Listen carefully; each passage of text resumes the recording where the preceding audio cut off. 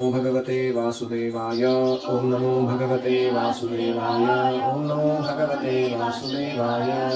हम पढ़ रहे हैं श्रीमद् भगवद गीता अध्याय 8 अक्षर ब्रह्म योग अटेनिंग द सुप्रीम, श्लोक संख्या 9 और 10। कविं पुराणम् अनुशासितारम्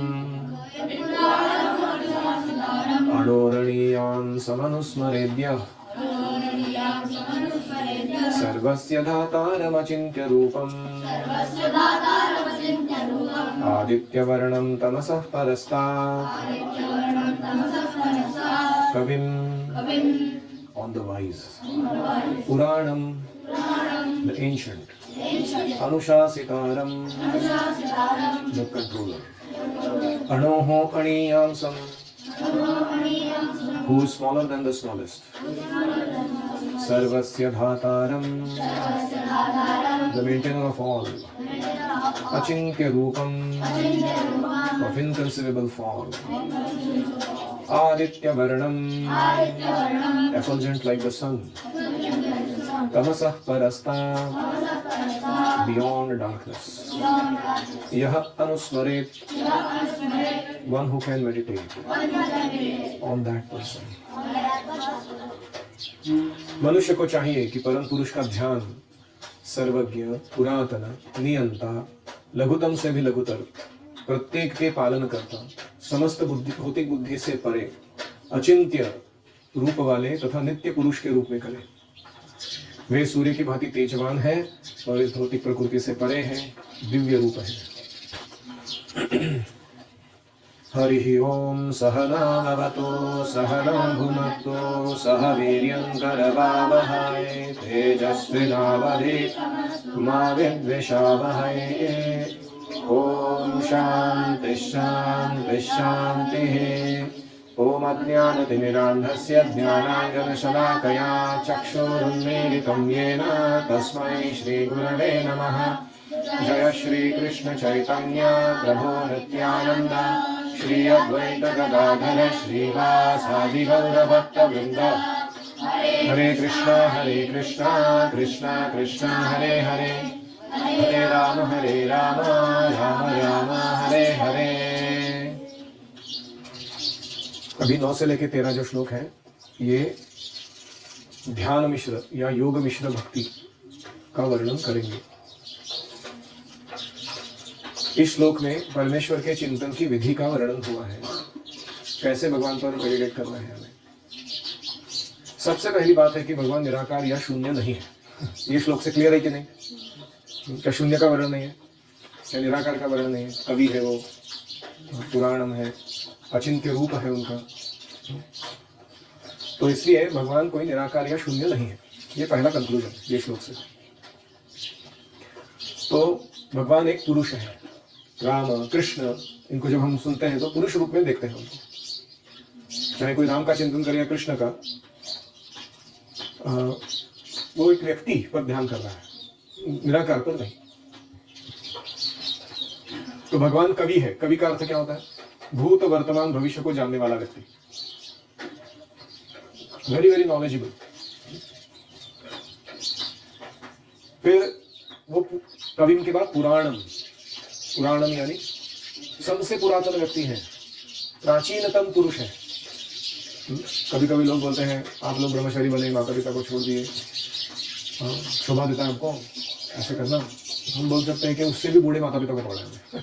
ओरिजिनल जो सबसे पुराण पुरुष, पुराण सबसे पुरातन अहम बीज प्रदत्त पिता, वो वाला जो माता पिता है ना, माता धाता पिता महा, उसको पकड़ा है हमने, ओल्डेस्ट वन, उसकी सेवा कर रहे हैं। क्यों? क्योंकि वही सबके स्रोत है, प्राचीनतम पुरुष।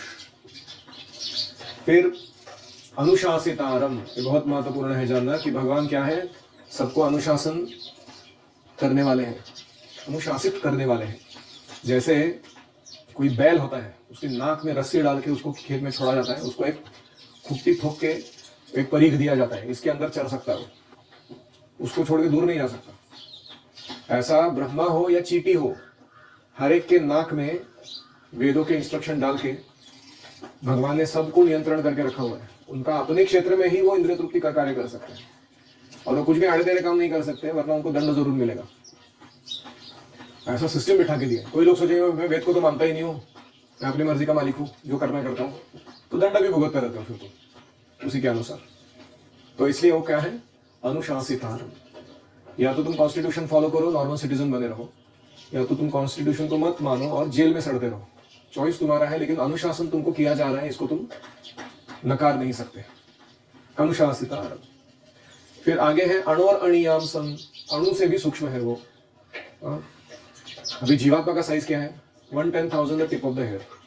केश के अग्रभाग को अगर 10,000 भाग में छोटे की ये किया जाए डिवाइड, तो उससे भी छोटा सूक्ष्म है जीवात्मा का साइज है।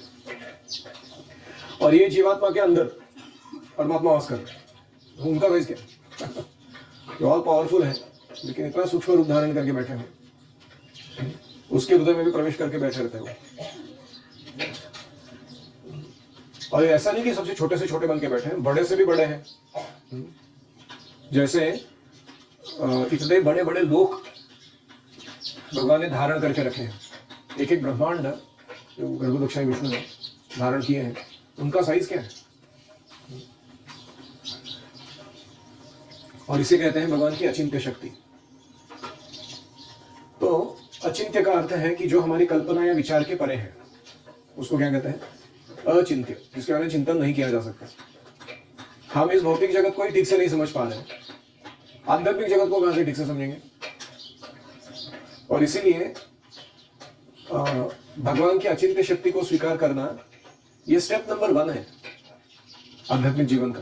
जैसे मैं शरीर नहीं हूं, मैं आत्मा हूं, यह मानना एक स्टेप नंबर 1 है ये आध्यात्मिक जीवन की शुरुआत करने का। वैसे ही भगवान की शक्ति अचिंत्य है।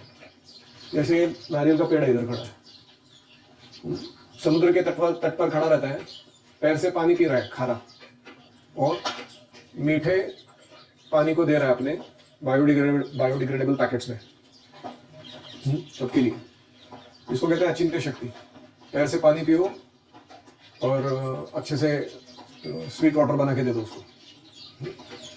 या कई गाय है, घास खा रही है, उसको दूध में परिवर्तित करके दे रही है, अचिंत्य शक्ति। साइंटिस्ट लोग बोल सकते हैं कि नहीं नहीं हमको पता चल गया उसमें इतने अडर्स होते हैं, फिर ऐसा चूइंग होता है, यूरिमिनेशन करते समय ऐसे ऐसे एंजाइम्स मिक्स किए जाते हैं, फिर उसके अंदर ये प्रोसेस होता है। बोलो ठीक है, एक मशीन मैन्युफैक्चर कर दे, ऐसा ही इतना पता है तेरे को, तो इधर से घास डालने का, उधर से दूध निकालने का, उसमें कर सकता है। इसको कहते हैं अचिंत्य शक्ति। मस्किटोज है छोटे छोटे, क्या perfect landing, perfect take off, अंदर सारे रडार सिस्टम से, हाथ जैसे उसकी तरफ जा रहा तो उड़ के चला जा रहा हो चक्का मार के। ऐसा कोई एयरप्लेन है जो एक एरोप्लेन दूसरे एरोप्लेन के साइड पे रख दिया तो 100 एरोप्लेन हो गया अपने। एक मच्छर और एक मच्छरी इनको साथ में रखो, माय गॉड, गैंग प्रोड्यूस करते हो लोग। इसको होता है अचिंत्य शक्ति। इतना छोटा सा जीव, उसके अंदर क्या चल रहा है वो सिस्टम। तो जो व्यक्ति ये देख सकता है वो समझ सकता है कि ये सब चलाने वाला जो व्यक्ति है इसके पीछे का, वो बहुत जबरदस्त है, अचिंत्य शक्ति है उसके पास। हमारा तर्क, नीति शास्त्र, दार्शनिक चिंतन भौतिक जगत को ही ठीक से समझ नहीं पाता क्या चल रहा है। हम आध्यात्मिक जगत को और भगवान को कैसे समझेंगे। इसलिए बुद्धिमान मनुष्य क्या करता है, व्यर्थ तर्क से दूर रहता है और भगवद गीता और भागवत जैसे शास्त्रों में विश्वास करते हुए उससे सब कुछ ज्ञान प्राप्त करता है। तो न केवल ज्ञान प्राप्त करता है, अपने जीवन जीने के नियम भी प्राप्त करता है और उसके अनुसार जीता है। तो ऐसा व्यक्ति वो भगवान पे सही आश्रित हो सकता है, उनको समझ सकता है। तो ये हुआ पहला, how to meditate on Krishna. और इसके लिए 10 मार्ग दिए गए, कविम, पुराणम, अनुशासितारम, अणोर अणियांसम, सर्वस्य धातारम, अचिंत्य रूपम, आदित्य वर्णम, तमसः परस्तात्। और 2 कौन से रह गए। अच्छा, अचिंत्य और रूपम सेपरेट किया उन्होंने, इसमें 9 हो गया।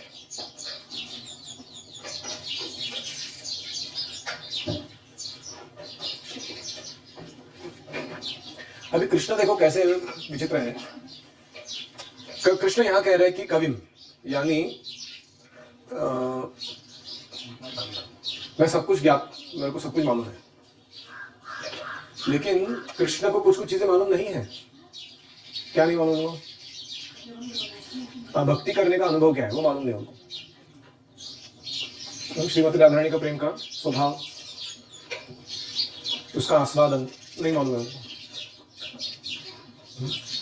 यशोदा मैया मैंने जो चोरी की है उसके बारे में एग्जैक्टली क्या रिएक्शन देगी मालूम नहीं उनको। कभी यशोदा मैया हंस के टाल देती है वो टॉपिक को, जब लोग आते कंप्लेंट करने के लिए तुम्हारा बालक ऐसा कर रहा है ऐसा कर रहा है, तो वो था के मार के हंसती है उसको तो लगता है कि क्या कर रहा है मेरा बच्चा, और कभी छड़ी आग में लेकर दंड देने के लिए पीछे पड़ जाती है। तो कृष्ण में सर्वज्ञता है कि नहीं है, मुग्धता है कि नहीं, मुग्धता का अर्थ क्या है, बिविल्डर्ड रहना, नहीं पता रहना कि वक्त अगले टाइम क्या करेंगे लोग। जैसे अघासुर के मुख में सारे बच्चे प्रवेश कर रहे हैं, उनको पता है कि वो बहुत बड़ा अजगर आया हुआ है, बोल भी रहे हो, लगता तो एक सांप के जैसा ही, थोड़ा मुंह में एंट्री मार के देखते हैं क्या है अंदर जाके, और जाते समय नाच रहे कूद रहे कीर्तन कर रहे हो और कृष्ण को टाटा बाय बाय बोल रहे हो, और कृष्ण देख रहा है तुम क्या कर रहे हो भाई, तुम ऐसे कॉन्फिडेंटली जाके मृत्यु के मुंह में कोई प्रवेश करता है ऐसे कृष्ण के चेहरे को देखते हुए, तो कृष्ण इज बिविल्डर्ड। अभी इनको छुड़ाना है, कैसे छुड़ाऊंगा मैं, मेरे शत्रु के पेट में लोग जो जाके बैठे हैं, मैं शत्रु को मारने जाऊंगा तो वो भी मरेंगे ना अंदर, हाँ ना। तो कृष्ण मुग्ध हो गए हैं कि how to kill this guy now. तो ये सारा भक्ति का जो स्वरूप है, कोई कहता है कि गॉड इज सर्वज्ञ है, तो वो पूरे नहीं हुए ना, आप समझ रहे हो। भगवान में परिपूर्णता कब आएगी, जब वो सब कुछ जानते हैं और वो कुछ भी नहीं जानते, दोनों साइड होना चाहिए ना उनके अंदर, आप समझ रहे हो मैं क्या बोल रहा हूँ, नहीं तो कुछ तो कमी हो जाएगी। वो छोटे से छोटे हैं, बड़े से बड़े भी है, दोनों साइड कवर किया ना उन्होंने, तो ज्ञान भी कवर किया, अज्ञान भी कवर करना चाहिए उन्होंने। तो ये जो दूसरा साइड है मुग्धता का, ये भक्ति में वो दिखाते हैं भगवान कि वो कैसे मुग्ध है, सर्वज्ञ नहीं है। तो ये जो है भगवान का स्वरूप, ये बहुत ही विचित्र है।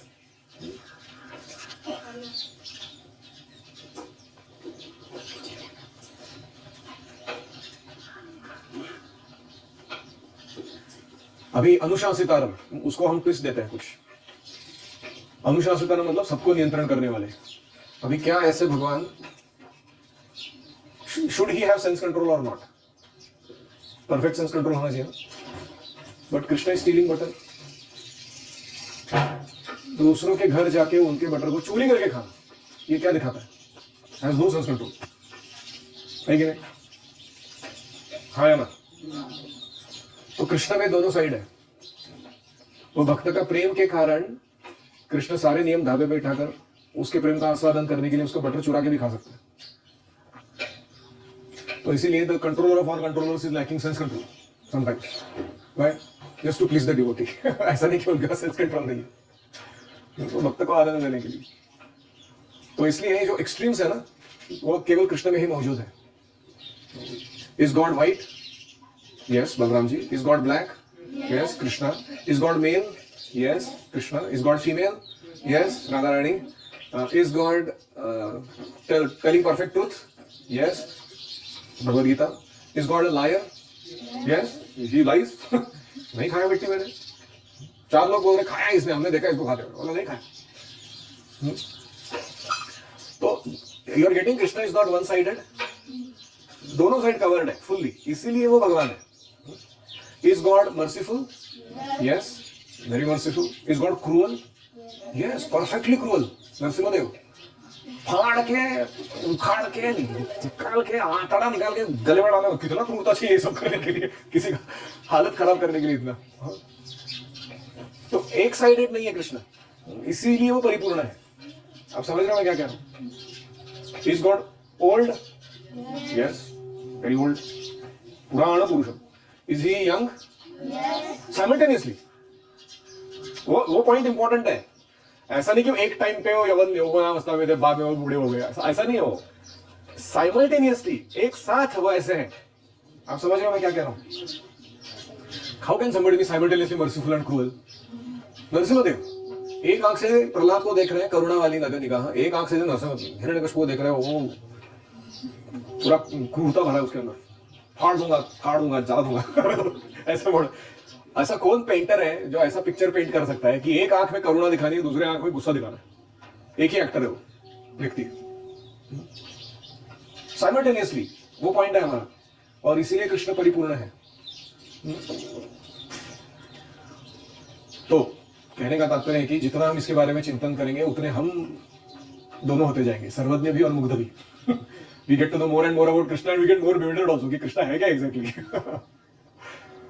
तो ये कृष्ण का स्वरूप है। ऑफ कोर्स हम सर्वज्ञ नहीं बन सकते, हमारी कैपेसिटी के अनुसार जितना समझ सकते हैं उतना ही समझ सकते हैं। तो ये हुआ योग मिश्रित भक्त का मेडिटेशन, कविम पुराणम अनुशासितारम, ये क्या हो गया उसका ध्यान। अभी हम देखते हैं उसकी एक्टिविटीज 10 से लेके 13 तक। प्रयाण काले मनसा चलेन भक्त्या युक्तो योग बलेन चैव भ्रुवोर्मध्ये प्राणमावेश्य सम्यक् सतं परम पुरुषमुपैति दिव्यम्। प्रयाण काले at the time of death, अचलेन मनसा विथ अ स्टेडी माइंड, भक्त्या युक्तः endowed with bhakti, Keshav, yoga balena cha eva, and by the strength of yoga, bhuvoho madhye, between the eyebrows, pranam samyak aveshya, completely fixing the prana, sahatam divyam, he attains that effulgent, param purusham upaiti, attains the supreme lord. मृत्यु के समय जो व्यक्ति अपने प्राण को भौहों के मध्य स्थिर कर लेता है और योग शक्ति के द्वारा अविचलित मन से पूर्ण भक्ति के साथ परमेश्वर के स्मरण में अपने को लगाता है, वह निश्चित रूप से भगवान को प्राप्त होता है।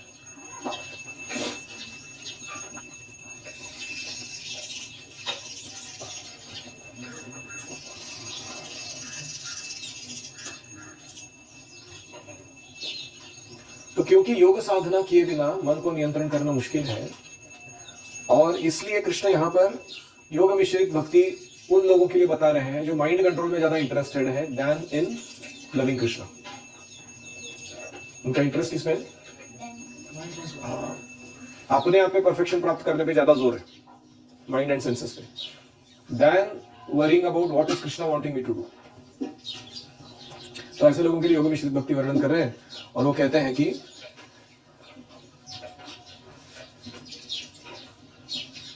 मृत्यु के समय अगर तुम परम पुरुष का चिंतन करोगे तो ही यह संभव है कि तुम पुरुषम उपैति दिव्यम, उस दिव्य पुरुष के पास चले जाओगे।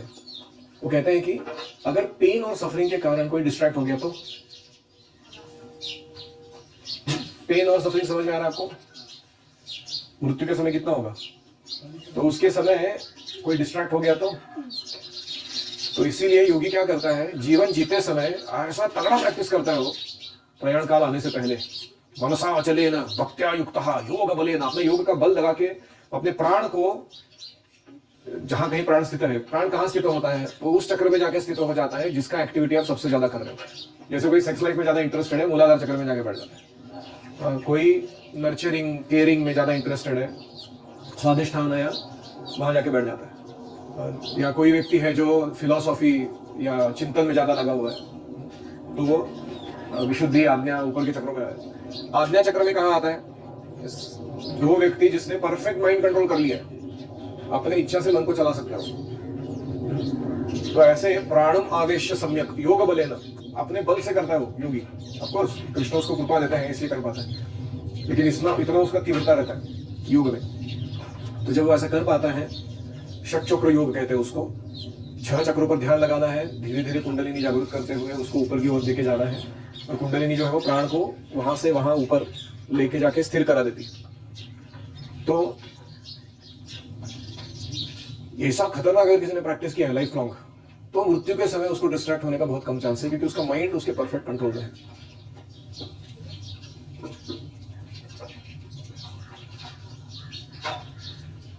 कोई भी मृत्यु के समय परमेश्वर का सहसा स्मरण नहीं कर पाता, इसलिए उसे किसी न किसी योग का, विशेषतः भक्ति योग का अभ्यास करना चाहिए। क्योंकि मृत्यु के समय मनुष्य का मन बहुत विचलित रहता है, इसलिए योग के माध्यम से अध्यात्म का अभ्यास करना चाहिए। मतलब केवल फिलॉसफी नहीं पढ़ना चाहिए व्यक्ति को, उसे कोई योग साधना जरूर करनी चाहिए। इसलिए हम जब किसी से मिलते हैं तो बोलता है कि मैं स्पिरिचुअल हूं, तो दूसरा प्रश्न क्या पूछना चाहिए? What do you practice? First question is what is your goal, what is your ultimate goal, क्या तुम प्राप्त करने के पीछे पड़े हो? और दूसरा क्वेश्चन क्या है? व्हाट डू यू प्रैक्टिस, क्या कर रहे हो? What is your. तो इसलिए प्रभुपाद जी कहते हैं कि योग मिश्रित भक्त जो होते हैं बहुत सारा तिकड़म लगा के तीव्र साधना करके इस स्थिति पर आते हैं कि आज्ञा चक्र में प्राण स्थापित हो जाए। फिर वहां से उसको ले जाते हैं सहस्त्रार चक्र में, और यहाँ खोपड़ी के यहाँ आपने देखा एक होल है ऐसा सॉफ्ट सॉफ्ट, वहां पे शिखा है हमारे अभी करेंटली, हाथ लगा के देखो, तालू बोलते उसको। वो होल को फोड़ देता है, वो अपने प्राण को बाहर निकालता है वहां से। मृत्यु के समय ये योग मिश्रित भक्त जो है वो क्या करता है, यहाँ से शरीर छोड़ देता है। जो भौतिकवादी व्यक्ति है, इंद्रिय तृप्ति में लगा है, मैथुन के कार्य, ऐसे ही आड़ा टेढ़ा खाना, ग्रॉस लेवल पे एनिमलिस्टिक लाइफ जी रहा है, उसका आत्मा कहाँ से बाहर जाता है, एनस से बाहर जाता है, गुरुद्वार से बाहर जाता है, मल द्वार से, जहाँ से नंबर 2 करते ना वहां से बाहर चला जाता है। ऊर्ध्वम गच्छन्ति सत्वस्था, मध्य तिष्ठन्ति राजसा, जघन्य गुण वृत्तिस्था, अधो गच्छन्ति तामसा। ऐसे कृष्ण बोलता है नीचे से जाता है वो नीचे वाले लोगों में चला जाता है, निम्न स्पीशीज में चला जाता है। तो इसलिए ये योग मिश्रित भक्त बहुत सावधान रहता है, ये सब नहीं हो जाए मेरे साथ। तो जो व्यक्ति मृत्यु के समय स्टूल यूरिन पास कर रहा है, इसका मतलब क्या है, शरीर कहाँ से छोड़ा, नीचे से छोड़ा। जो मुख से छोड़ता है, मुख खुला रहता है और उसमें हास्य रहता है, वो भक्त रहता है जब तक। और जो इधर को फूटा हुआ दिखता है वो क्या होता है, योग मिश्रित है वो। तो ऐसे मृत्यु के समय समझ में आ सकता है कि कौन क्या कितना पानी में था स्पिरिचुअल लाइफ करते समय। तो आप अपने आप को पूछ के देखिए, अगर कल को आपकी मृत्यु आ गई, आप किधर से छोड़ने वाले हैं शरीर को। तो इसलिए योग साधना जरूरी है, खास करके भक्ति योग। तो we end there. Thank you very much. Srila Prabhupada की जय, श्रीमद् भगवद गीता की जय।